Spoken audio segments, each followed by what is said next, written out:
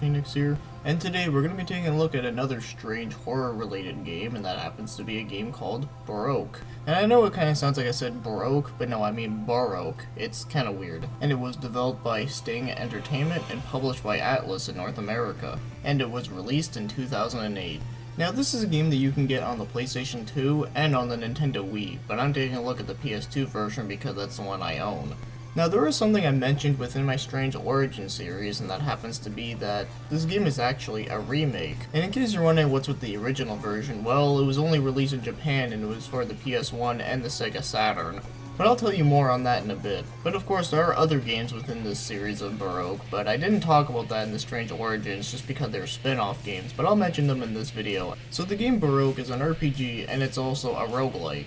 Now, in case you don't know what a roguelike game is, it's pretty much like the game Rogue that was released in the 1980s, but of course now it just has its own subgenre. It's kind of weird. And there are two things within this game that do qualify as a roguelike game, and that happens to be levels that are randomly generated and permadeath, meaning that when you die you go all the way back to the beginning, which is kind of a shitty thing, but at the same time, it's kind of a charm to it. So anyways, let's first talk about the story. In the year 2032, a huge disaster known as Blaze has pretty much destroyed the entire world and put it to ruin. And now you play as a guy named the protagonist. Yep, I'm not even kidding. Although you do get to name him, so therefore let's just call him Assy. So while you play as Assy, he has amnesia, and he just wanders around the world not knowing anything of what's going on. And then you see this big angel guy, and his name is Archangel, and he tells you, your sin shall be forgiven only when you heal the world. Now go to Nero Tower. And that's pretty much it, although he does give you a big ass fucking gun. And this is a gun that is used to purify the world. So of course all you gotta do is just head to Nero Tower, and then you just gotta go all the way down to the bottom layer and just, purify the world. Now there's a lot of other things I can go really in depth, but I'm not gonna do so because, well, it's kind of confusing. And it would take forever, but one thing you gotta know is that all the characters that you randomly see within the open world area are important in some way or another. And the reason why a lot of them look all messed up is mostly due to the blaze that happened, or at least for some of them anyway. So that's all I really got to say about the story, and well, the story does seem kind of interesting, but at the same time, it doesn't really explain a whole lot to you at the beginning. And even when you progress through the game, it's really hard to tell what the hell is actually going on. But if we're going to be talking about progressing through the story, that's a whole other thing, and I'll get to that in a moment. So for now, let's talk about the gameplay. So in this first section, you can just walk around and start talking to people, or if you want to, you can also punch and kick them, which is really funny. Just for one example is that the Coffin Man, if you go to him, he can help train you. Also, one thing that is kind of weird about him is that he just says the word goddammit a lot. And of course, when you go over here, this is where you go to Nero Tower. And all you have to do is just get through each floor. And like I already said, all the floors are generated every time you go in here. Now, sometimes you get lucky where the portal to the next door can spawn like right beside you. Or sometimes you can get unlucky where a bunch of bad guys will spawn like right in front of you, which really sucks. And of course, you have your HP and your VP. Now, HP is pretty obvious, but as for VP, well, it means vitality points. And all the vitality does is that it lowers every now and then. Actually, it lowers pretty quickly, and when it goes all the way down, your health starts to lower, so it's almost like you're eternally poisoned. But thankfully, you can find items to regain your vitality and your health, but still, that's really much of a hassle. Also, one other thing that kind of sucks about the whole vitality thing is that even when you're not inside the tower, when you're just in like the other area where you're just like talking to everyone, you still lose vitality, meaning that you pretty much can't even explore that much. Which is something that I really don't like that much. It's pretty much telling you, it's like, okay, stop goofing around, you have to do your shit, and if not, then you're gonna fucking die. In a sense, it's almost like the same thing like the time limit within random parts of games. And I think the reason why people don't like time limits that much is because it doesn't really give you a lot of wiggle room to just explore around and just like search for objects and whatnot. So in a sense, yes, this game is on a time limit. Well, sort of. Now, remember when I told you about the way how you explain the story is just really weird? Well, let me explain it here real quick. And you're probably not going to believe me when I tell you this, but how you progress through the story is, you die. Yep, that's right. When you die in this game, you progress through the story. So what happens when you die is that you don't get a game over screen, but you can just choose to save the game and continue playing. And when you continue playing, there will be more cutscenes will happen, all the NPCs will start saying different things, and potentially the tower will expand more, meaning that you can get down into more layers. Also, one other thing I'd like to mention is that when you go back and if you don't reach the end of one of the dungeons, you lose everything. And I literally mean everything. Items, experience points, you name it.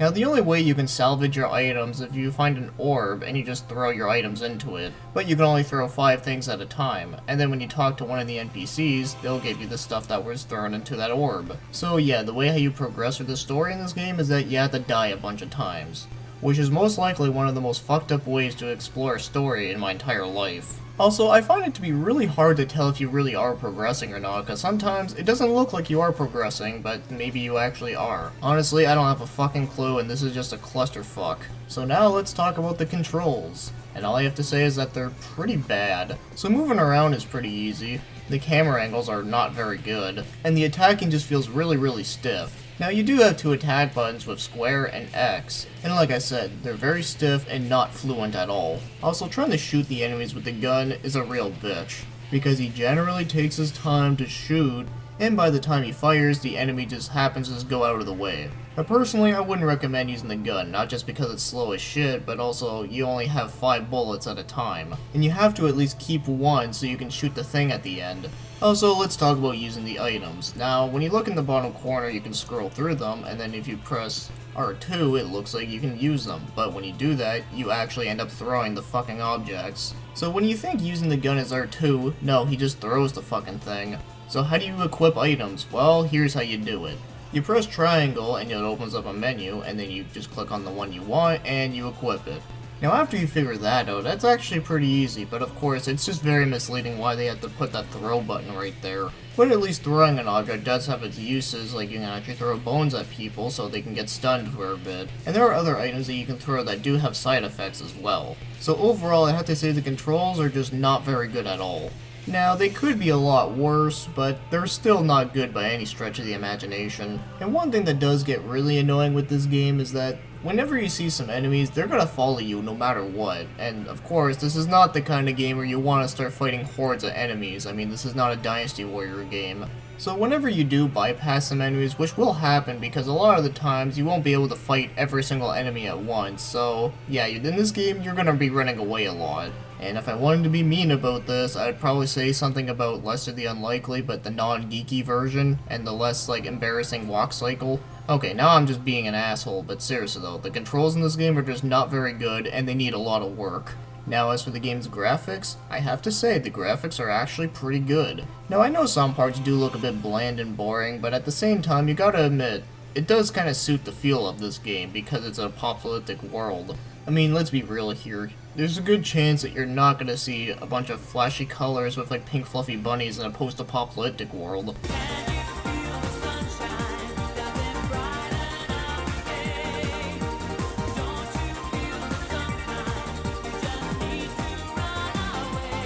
And I do think that some of the settings do look pretty cool, especially within the tower. I mean, you get some fire level, then you get a water level, then you get an ice level. It's pretty nice variety, and I know there's a lot of draw distance within the game, but I think it does suit this game because, not only is it very dark, but it kind of makes the game a bit more creepy. So I really like the settings of this game. Hell, I even like some of the character designs too. I think they're actually really cool looking. So overall, I have to say the graphics are really nice, especially for a late entry PS2 game. Now as for the game's music, I have to say it's actually pretty nice. There are some songs in this game that do fit the tone pretty well, and of course there's some songs that actually sound really heavy. Of course I really like the heavy ones, but still, even the ones that do fit the tone actually sound good as well. So there's not a whole lot else I can say about the music, but I really don't have any complaints about it at all, so it's actually a pretty good OST. I would recommend listening to it. Now as for the game's voice acting, it's actually not too bad, and you get some pretty good cast here, and of course this game is published by Atlas, and usually when they localize a game, they usually do a pretty good job of getting some voice actors. So you got Kyle Hebert, Mary Elizabeth McLean, Michelle Ruff, Dave Wittenberg, Karen Strassman, Wendy Lee, and finally Derek Prince. So if I say so myself, I actually think the voice acting is pretty good. Although one thing I am curious about is that I wonder if Dave Wittenberg got tired of saying goddammit all the time when he had to play the Coffin Man. But probably my favorite voice within the game would probably have to be Kyle Hebert when he played Archangel. I have to admit, it actually suited it very well. But other than that, I really don't have any complaints at all, so it's good. Now, if you want to buy this game usually costs about $10 to $20. But it's not a game I see very often. Hell, I've only seen it like 3 times before. And the 3 times I have seen it, they were pretty far spread out, so it's not like I've seen it like 3 times in a row. But thankfully the game is pretty cheap.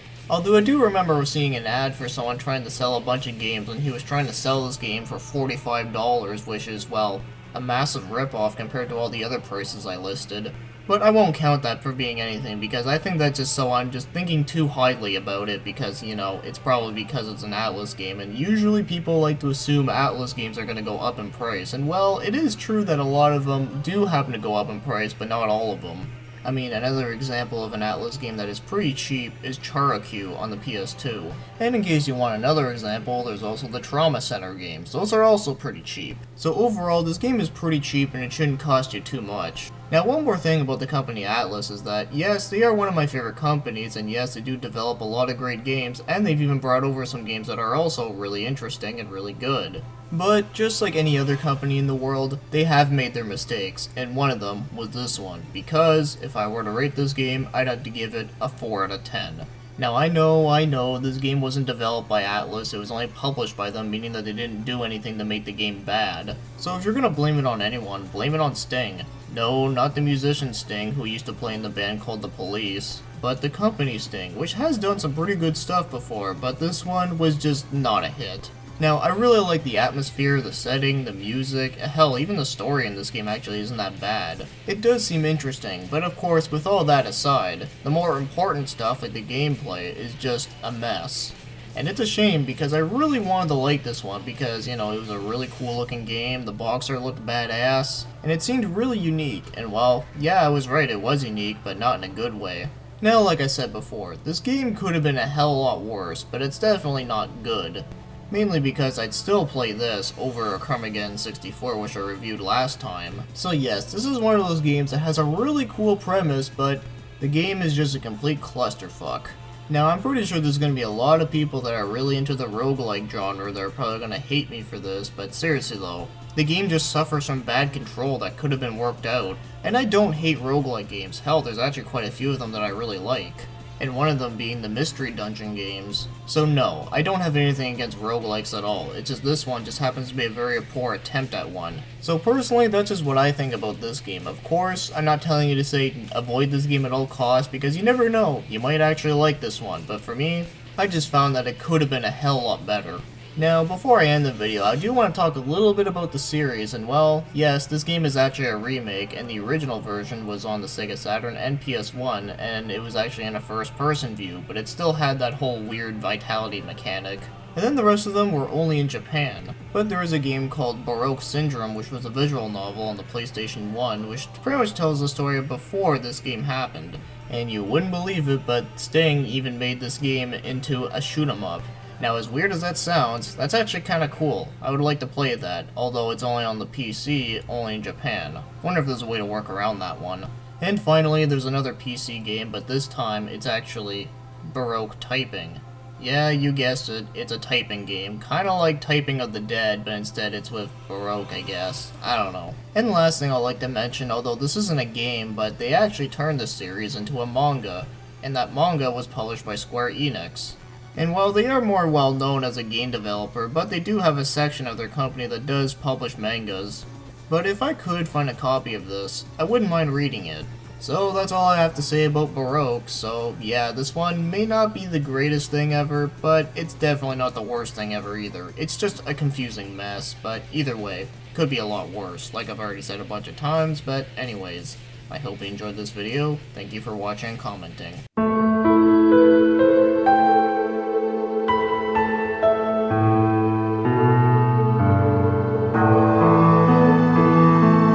God damn it, and God damn it, and God damn it, and God damn it, and God damn it.